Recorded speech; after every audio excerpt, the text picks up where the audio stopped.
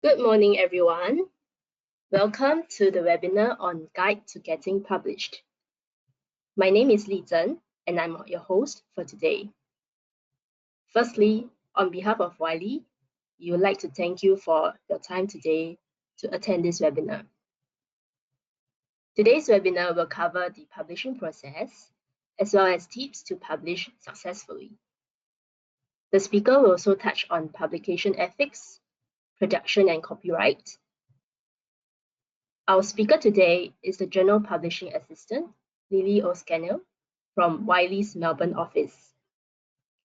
Currently, Lily assists the research publishing team to publish Wiley journal publications in line with associated client and Wiley expectations.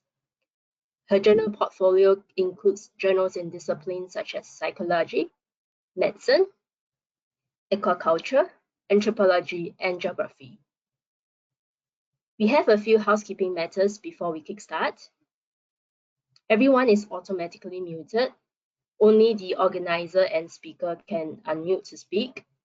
If you wish to speak, you can make comments in the chat box, which you can find at the bottom of the control panel. Or if you wish to ask a question later on to the speaker, you can type into the chat box and select Send Question to start. We will reserve some time after the presentation for Q&A. Without further ado, I'll hand over the time to Lily to take us through today's presentation. Lily, please. Hello, hi everyone. I'll just make sure that you can see me correctly before I get into it. Yes, we can see your slides and hear you. Perfect. Okay, so I'll bring up my presentation and then show your webcam. Pardon me? Your webcam. Oh, it's not showing my webcam? Yeah, it's not showing. Yeah. Oh. It should be. It says for me that people can see me. Okay, yeah, can see now. Good. Yeah? Okay, cool. Yeah. Hello. All right.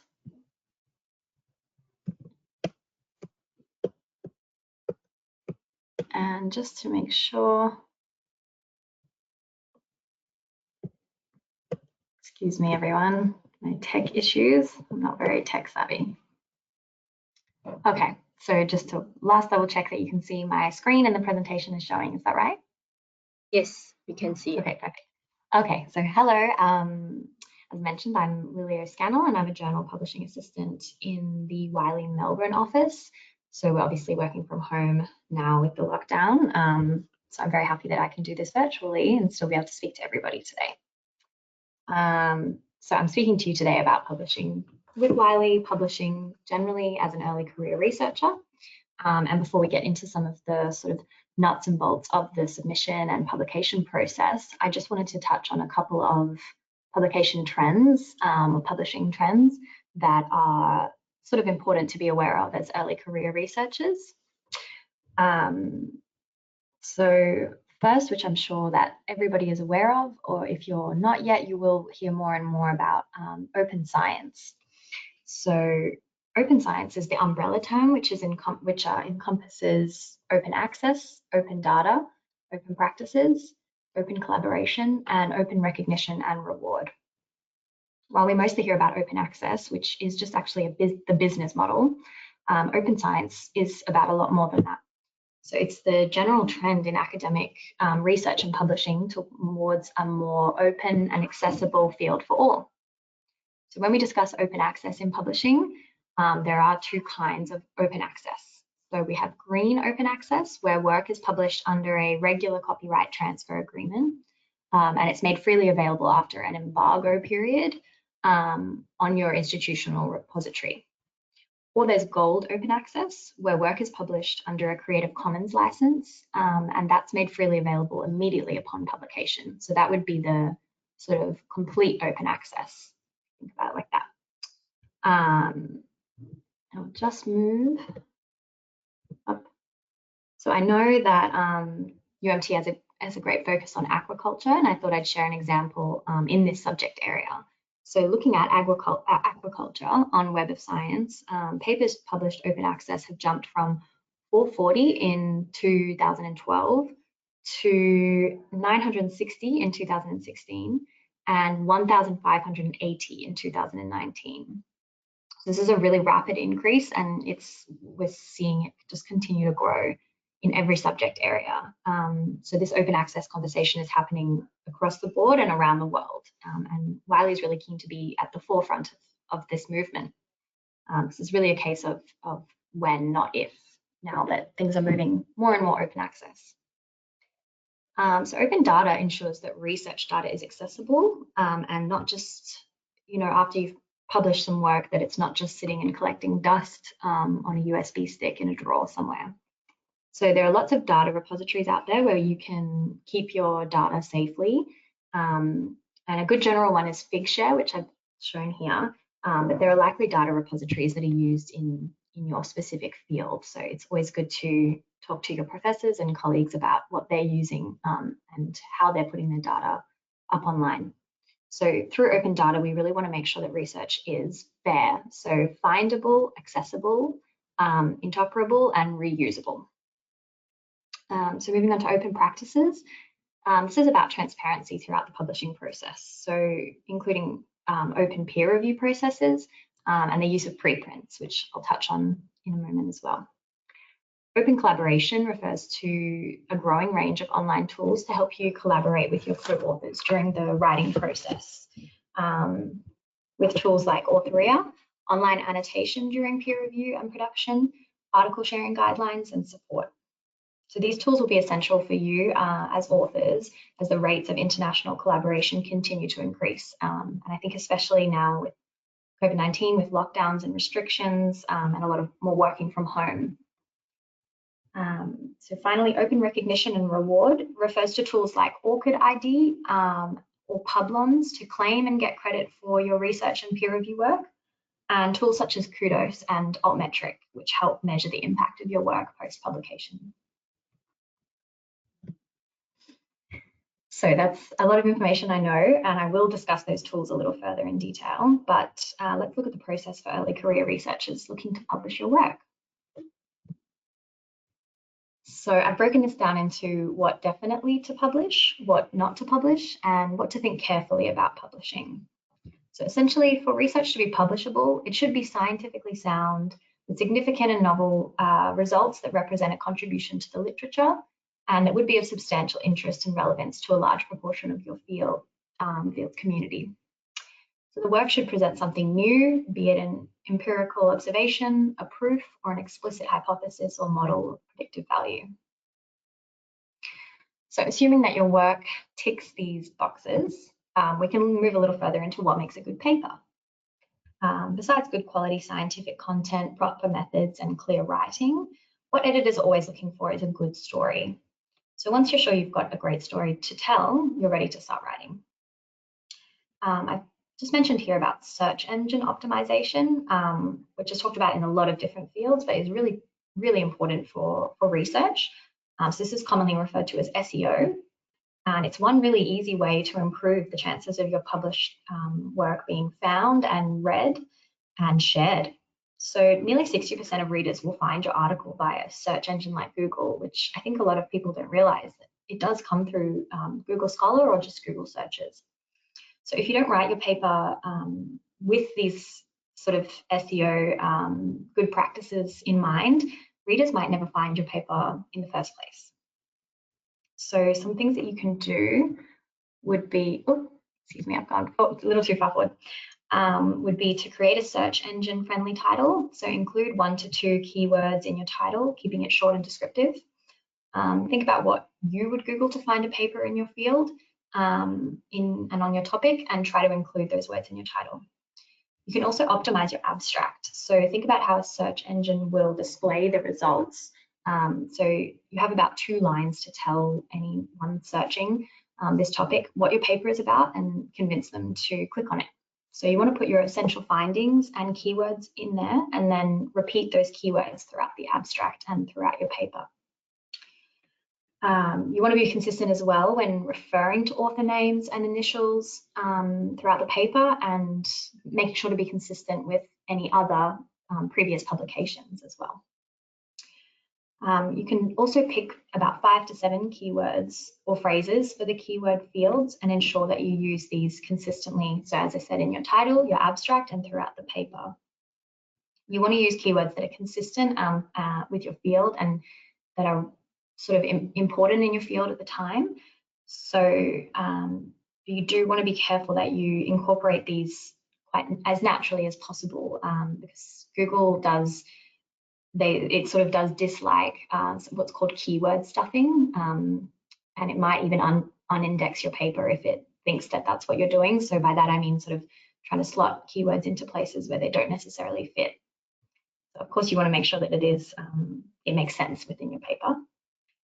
And then finally, build links. So the more links to your article that exist, the more Google will value and highlight your content. So you can link to your article from everywhere you can think of. Obviously, social media, networking and institutional sites. And it's really good to ask your colleagues to link to your article as well, and then return the favor for them as well. So we'll move to choosing the right journal for your paper.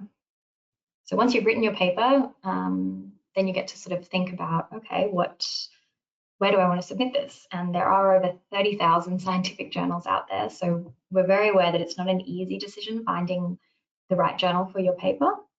But we've got some tips. So if you start by looking at the reference list of your paper and the reference list of the papers that you cite, those are probably relevant to your field, and you can narrow down your list of journals like that. You want to look at, once you do have that sort of narrower list of journals, you want to look at the papers that they actually accept and publish. So you want to look at the article types, whether they publish reviews or book reviews or just original articles, or if they have a big range of article types. And you want to think as well about their target audience, so whether that's mostly researchers or practitioners. And you also want to make sure that your paper fits with the aims and scope of the journal. So an obvious thing would be looking at the journal homepage and reading the aims and scope. You want to obviously look at the standing of the journal, so its ranking, its impact factor, etc., to make sure the journal adheres to international quality standards. So there are a lot of standards out there. They're usually very easy to find online. Most commonly, these refer to having clear guidelines for your study design, where you should be registering your trials, and that you've declared any conflicts of interest. So you all will probably have heard about predatory journals and predatory publishers. And there's a great independent organization called thinkchecksubmit.org, which gives you a checklist of things to look at to determine whether, in fact, a journal that you might be looking at submitting to is legitimate. It's free to use, so I really encourage you to have a look at that before submitting your paper. And obviously, we know that you can only be submitting to one journal at a time. Unfortunately, you can't submit to multiple journals at once, so you've just got to wait for each response from a journal before proceeding. And once you've decided where you're going to submit your paper, don't be afraid to enlist the help of colleagues or professionals, anyone that you have in your field that you're in contact with. There's no shame in asking for a bit of help as an early career researcher, and this will really improve your chances of being accepted. And everybody has to do this when they start out, so I think it's a very, can be a little, make you feel a little nervous, but it's a really normal thing to do, to sort of just ask for some tips and advice from people in your field. So we want to be submitting to the highest impact journal that we possibly can. But impact can mean many different things in different fields. So be sure to take into consideration your particular field when comparing journals. So citation values can be obtained from a number of services, including Google Scholar, Crossref, PubMed Central, and Altmetrics. Web of Science and Scopus only index content after it has been reviewed for academic quality. So these ones are the most reliable platforms for impact factor and citation information. But when you're using citation metrics to compare research or journals, there are a number of factors to consider. So as I mentioned, subject area. the type of research, the age of the research cited, and what data you're using to pull that information.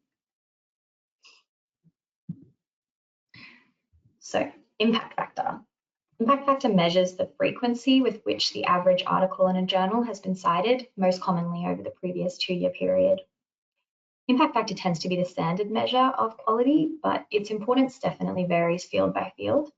And a high impact factor does mean different things across different disciplines. So cross-discipline comparison doesn't help determine quality, because as you may know, in some social sciences and humanities, impact factors are very low across the board, and so it wouldn't make sense to compare that to a science journal, which typically have a lot higher impact factors. So Wiley offers a really great resource called Wiley Journal Finder that I actually did use before I would always look on before I joined Wiley, so I can vouch for it. It's a really great jumping off point to compare journals that you may want to submit to. So you can just enter your manuscript title, your sort of information, and the tool will show you some options. I'd really recommend having a play around, and you might find some new options for your manuscript. I think I'll move forward. I wanted to make special mention of preprint servers. So you may already be aware of preprints, and if not, it's another thing that you will probably start hearing about pretty soon. A preprint is a paper that is made available publicly via a common community preprint server prior to or at the same time as submission to a journal. Preprints are citable, so these are often assigned a DOI, and there is an increased obligation among researchers to look beyond traditional sources to preprint servers. Preprint servers are becoming more common across a range of disciplines. However, the use of preprint servers is not universally accepted, and individual journals may approach submissions of preprints differently. So make sure you check what the journal's preprint policy is before submitting, so that you avoid disqualifying your manuscript if the journal doesn't accept papers that are already on a preprint server. Unfortunately, there is no clear answer yet on whether it is a good idea to publish your work on preprint servers. And there are definitely pros and cons. So as is shown here, preprint servers allow for early and fast dissemination of research, increased scope for feedback, and you can also include preprints on CVs or funding applications. But as I mentioned, some journals don't accept articles that are on preprint servers, and there are questions around the quality of some work available on preprint servers. Some of this can be stigma, an idea that work that's up on preprint servers is not of as good quality, but it also can be true. So this is definitely something to consider and to check for with each journal you're submitting to.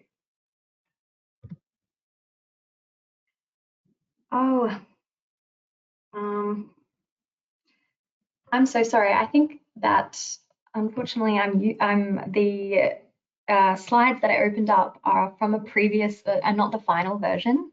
Do you mind, Lijan, if I just pop out and open back up again?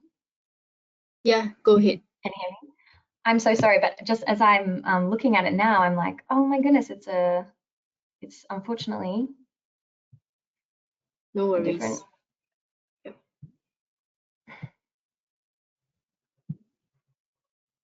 I'll just pull up turn off my webcam for one. Yeah. Stop sharing for one moment is what I mean, sorry. So I can just pull it up. Sorry, everybody. The classic test. Let's give Lily a couple of minutes to get to her slide. Thank you. In the meanwhile, everyone, thank you for staying with us. So later on, if you have any questions, feel free to pop it into the chat box and click send question to staff, so that after Lily is done with her presentation, she can address the questions.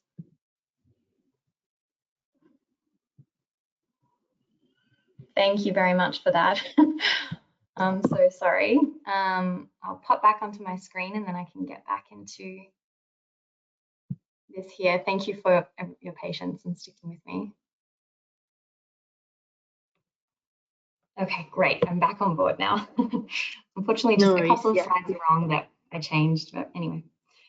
So I've got some information here on how to submit, and I just pulled up a journal, a Wiley journal for an example. Once you've chosen the journal or journals that you want to submit to, you're ready to submit your paper to the first journal on that list. So look up the journal's homepage, and once you've thoroughly read through the author guidelines, or they might be called submission guidelines, it can vary, and ensure that your research and your paper does comply with those. There should be a clear link to submit a manuscript or submit an article, or it might be referenced as submit to this journal. So this varies for each journal, but make sure you give yourself time to work carefully through each step in the submission process, because having everything right from the beginning will really save a lot of time later on down the line.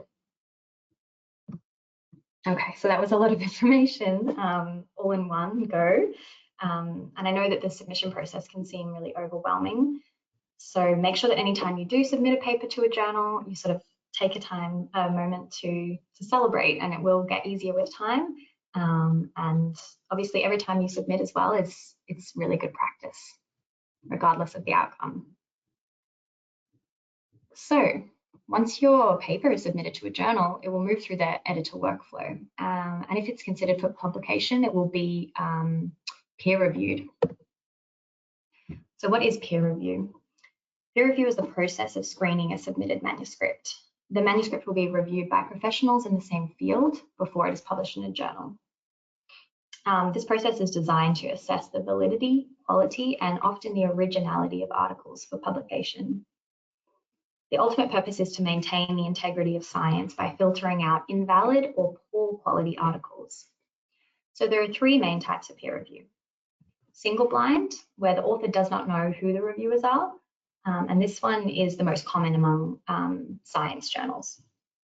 And there's double blind peer review, where reviewers don't know the identity of the authors and vice versa. And this is most common among social science and humanities journals.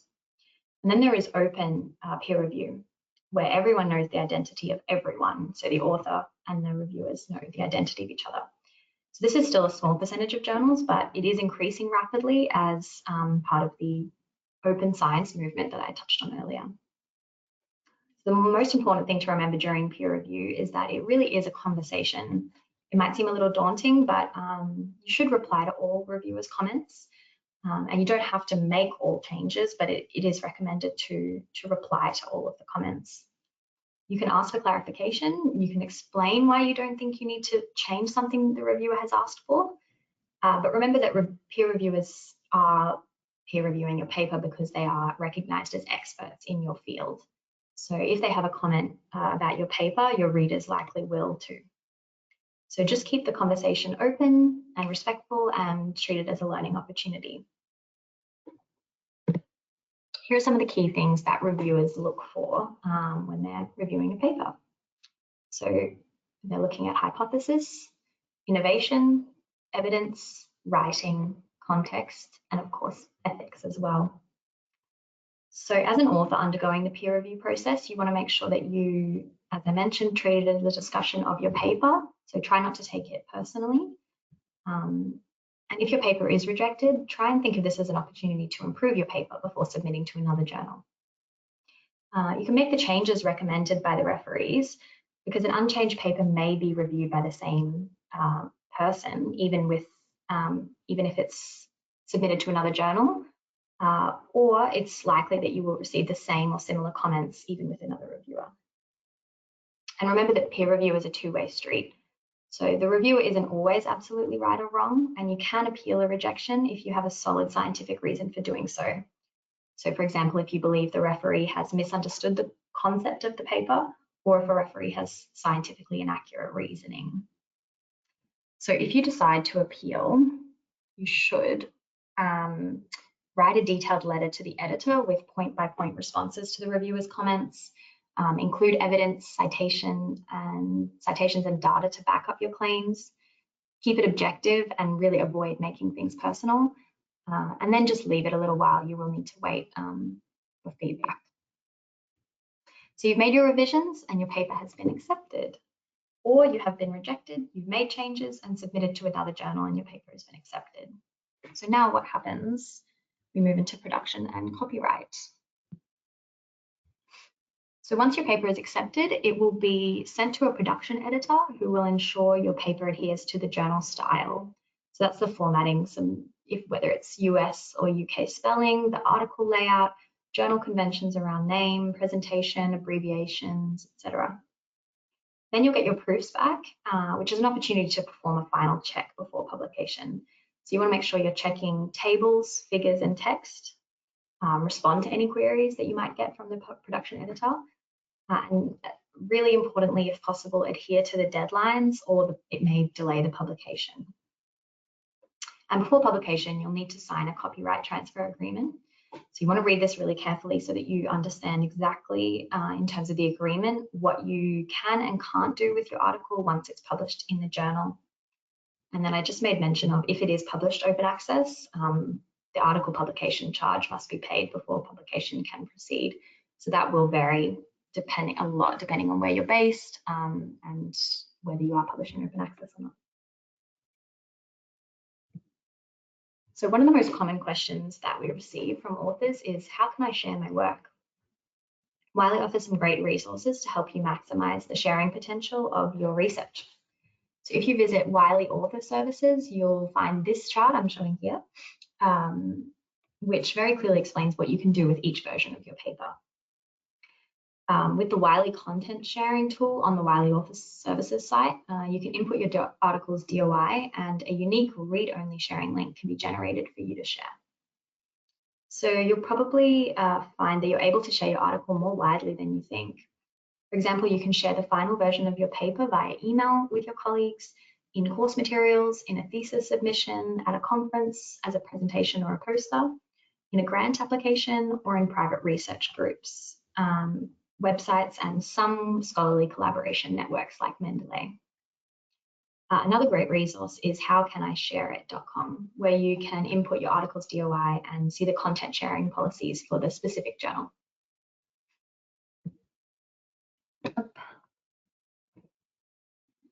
So now we're moving to publication ethics, which is obviously incredibly important to all of us in academic publishing and to you all as researchers.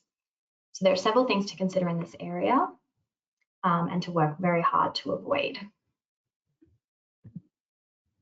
So I've mentioned here fraud, which would be making up a report, not disclosing data, or changing data so that it's not actually accurate. Duplicate submissions would be another situation, which would be unethical. So submitting the same article to more than one journal at the same time is considered a duplicate submission and unethical. And submitting two highly related papers without disclosing, sort of cross-referencing. Duplicate publication would be publishing the same paper twice. Inadequate citing is also an issue that we see a lot, which often isn't intentional.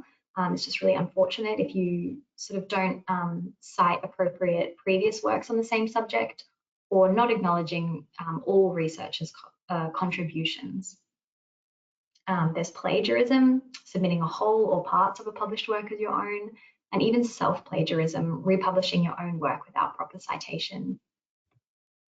So these unethical practices are most often detected in the peer review process, so before publication ever happens, or through specialist plagiarism detection software.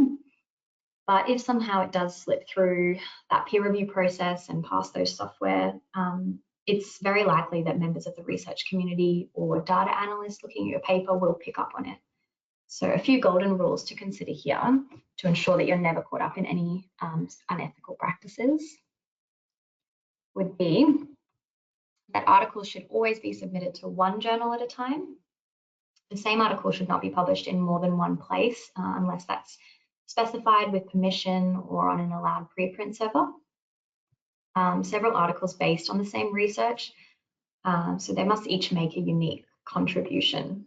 There's no issue with if your research or your project was so big that it needs to be spread across different papers, but just think really carefully about that to make sure that they are each making a unique contribution. and just making sure that you're acknowledging every individual that has contributed to the work. And as I mentioned briefly with the open collaboration, recognition and reward, this is getting easier and easier, I think.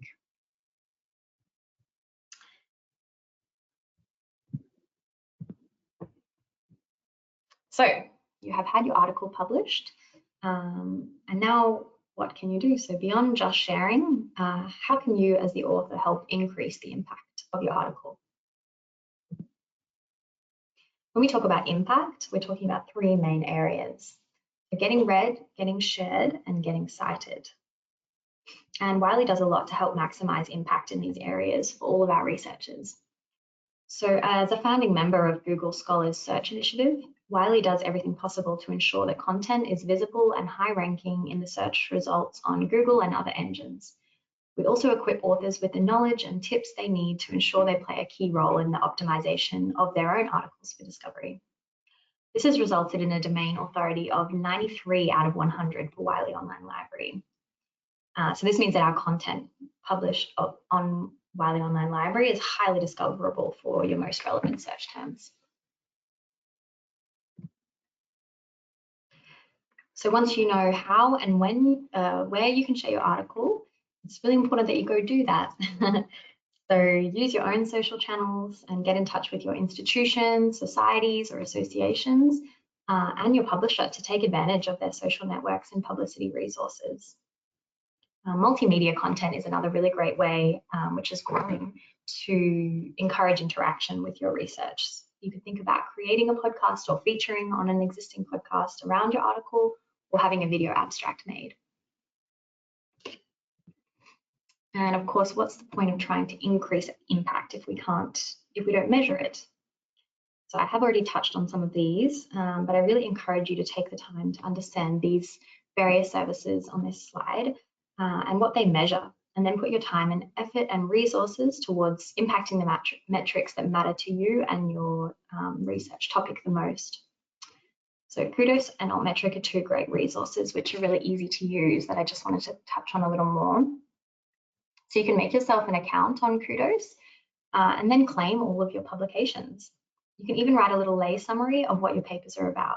Then Kudos generates a social media link for you to share your work. And Kudos even shows you how effective sharing your work on social media has been and where you should continue sharing your work, or which social media channels don't lead to more attention for your paper. So it's really great to not only know where the attention is coming from, but also what's not really working. And then Altmetric. So Altmetric measures the impact of an article online. All Wiley papers have an Altmetric score, though it can be 0 if they haven't had any attention from these sources. And you can click on the Altmetric score to view details and see the source attention of your research. I just thought I'd pop up an example to show you. So this is an article published in a Wiley journal, Drug and Alcohol Review, and you can see the Altmetric score there circled in red. When you click on the Altmetric score of an article, a little box will pop up showing you the online activity that altmetric.com has picked up, and then you can click through to a comprehensive report on the Altmetric website. So what you see here, is an Altmetric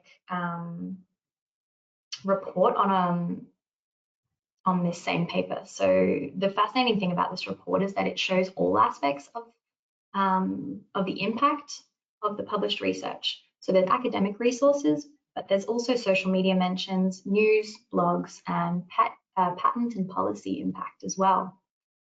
So impact factors are really great at showing us one kind of impact of research in a 2 or 5 year citation window, but these newer kinds of metrics give us a richer and deeper insight into the influence and benefit of research over time.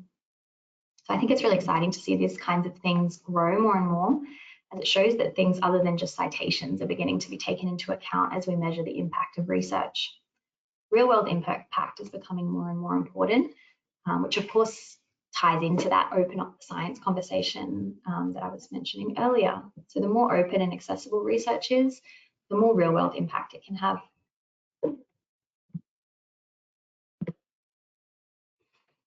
So just to run quickly through some of these resources that I've sort of touched on and that Wiley does offer. I would recommend making sure you check out authorservices.wiley.com. So this one's free to use and has a lot to explore. There's also the Wiley Open Access author compliance tool, which is a great resource to use if you're looking into publishing open access and whether that's possible for you. Then, as I mentioned, thinkchecksubmit.org is another really important resource to ensure you're submitting to trusted journals and with trusted publishers. And thinkchecksubmit.org is not connected to any publisher or organization or journal in particular, so it's a great independent resource. And then a really quick and easy resource that I think all researchers should be using, no matter where you're at in your career, is ORCID.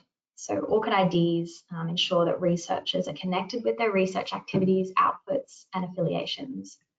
So over 200 research platforms and workflow systems collect and connect IDs from researchers, grant applications and publishing systems, association management systems, and research information systems. And again, ORCID is not connected. It's an independent resource, which I think is really great. So ORCID integrates with other name identifier schemes, which accommodates the diverse need of all scholarly communities. So something particular that I love about ORCID is that if you have used different names over your research career, it can tie all of those together with that ORCID ID. And many journals require authors to have an ORCID ID these days. So it's a great idea to register for one as soon as possible so that you're ready to go whenever you're ready to publish. And finally, the Wiley Network, which is at wiley.com/network, is a really brilliant site to explore if you'd like to see more about what Wiley does and offers, not just in academic publishing, but across our different teams around the world. You can also read more about the effects of COVID-19 on academic research and publishing so far, and what Wiley is helping to do is doing to help in this space. And I know I've ran through that very quickly, so thank you very much, and I hope that wasn't too much of an overload.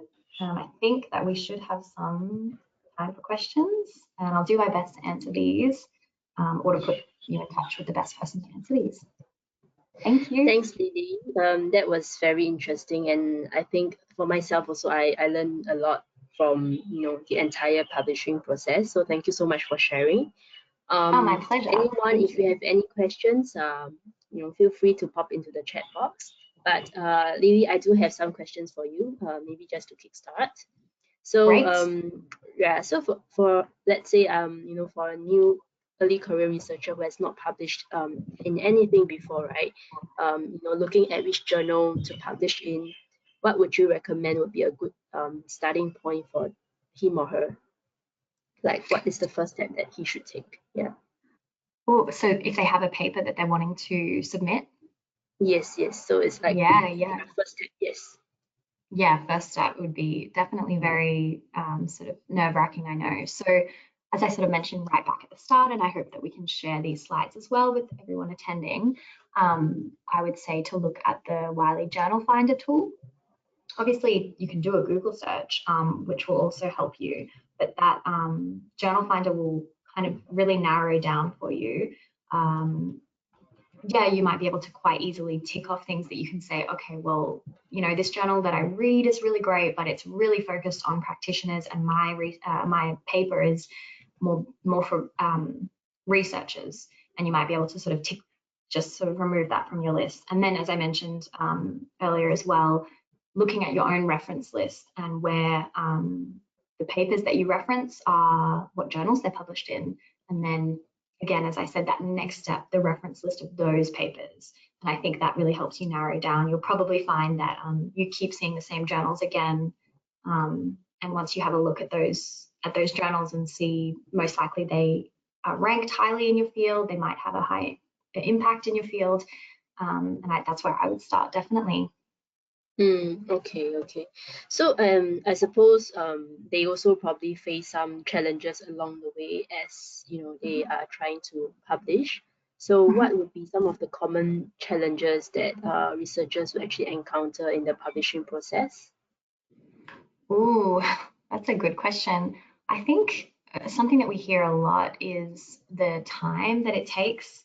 So, and this is something that Wiley is always working on, bringing down the time that it takes for an author to receive, of course, the first decision, whether their paper is going to be peer reviewed and looked at for publication or whether it's rejected if it's not appropriate. I think that's one of the main challenges that authors find. And yeah, just in that early submission process, there might be really complicated formatting guidelines and rules. So something that I work on a lot in my role actually is the author guidelines pages for journals. And we're always trying to work to bring these in line, sort of as consistent, as streamlined as possible. And another sort of initiative that Wiley is rolling out is free format submissions. So where you can you can submit your paper in any format that you like, and then our team will actually format it to fit with the journal with their submission guidelines. And I think that is going to bring down is going to help with those challenges that early career researchers have when they are trying to submit a lot of different work to a lot of different journals, and they all have different guidelines. So those are the most common things I hear about. Okay. And I suppose you shared there are many resources that they can actually look at, right? So those would definitely help them in getting through those challenges that they face. Okay. Yeah, absolutely. My next question would be more on impact factor. So you shared that impact factor is one of the more common measures of the journal's quality. So are there any other measures that people should, they also look at instead of just looking at impact factor? Absolutely. I mean, the ranking so you can look on Clarivate or Web of Science, has some different names, and you can look at the ranking of the journal that you're looking to submit to in its own field. So that's a really good way. As I mentioned, impact factor can vary so much by discipline.